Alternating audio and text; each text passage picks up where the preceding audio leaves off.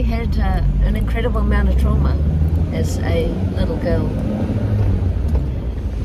living in Auckland, New Zealand. I was the youngest of 5 siblings, and I thought we had a pretty normal family life. Dad was a telecommunications manager for a big company in New Zealand, and in fact he designed the first set of traffic lights in New Zealand. My mother was a nurse, and from a 7-year-old's perspective, life seemed to be pretty good. We'd go for camping trips together and with our extended family. We were very close to Mum's side of the family, and my aunties and uncles I was very close to. And we spent a lot of time camping, and I guess that's where my passion for travelling and doing, like just getting out in nature and setting up a tent or living in a van is, I'm really comfortable with it. Brings back a lot of beautiful childhood memories. Just like any family, I guess, you're always faced with, disagreements and arguments and so on, and there were the occasional ones. But I never recalled any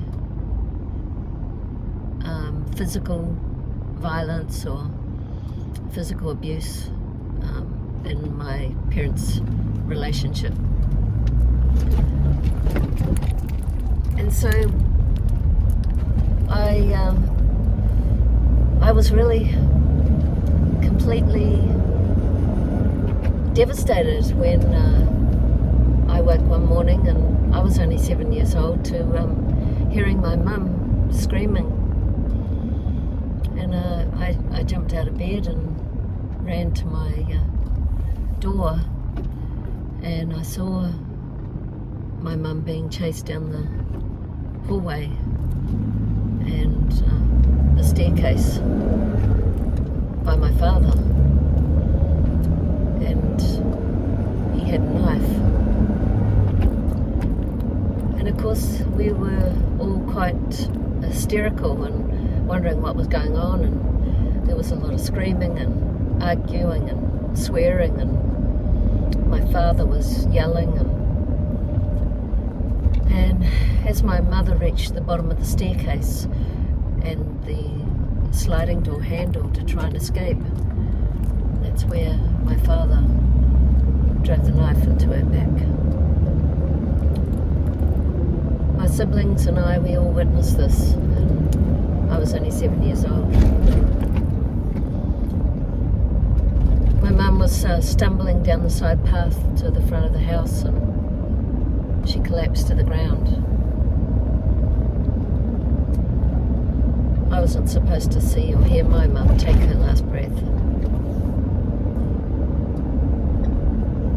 I was completely traumatised. Within what seemed just like a split second, there were crowds of people gathered around my mum's lifeless body, and sirens and police, ambulance, and I'll never forget watching my father's cold, callous eyes looking back at me as he drove off in the back of a police car. And that was a day that my life completely changed.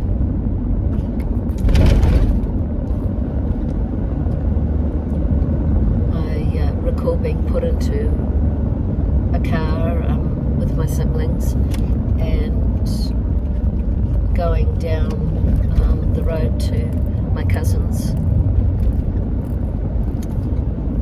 and sitting on the couch and listening on the radio to the news that my mother had been murdered, and it was the most surreal experience. just sitting there and hearing that news as a 7-year-old. But that was just the start of an ongoing decade of childhood trauma, and that's all for another day. But right now I'm heading over to catch up with some girlfriends on the northern beaches. They're actually from my mother's group, from my son, who is 25 now, and that is how long we've kept our friendship going, and so it is incredibly special. Really, really feeling so grateful for those beautiful ladies and their support and friendship over the years. And we're going to catch up and spend some time together over the next week and have a bit of a reunion and catch up on each other's lives and just have a bit of fun before I start to head south. So yeah, today I'm just feeling so grateful for being in this beautiful country for 30 years.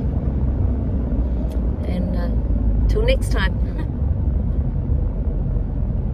that's Van Halen over and out.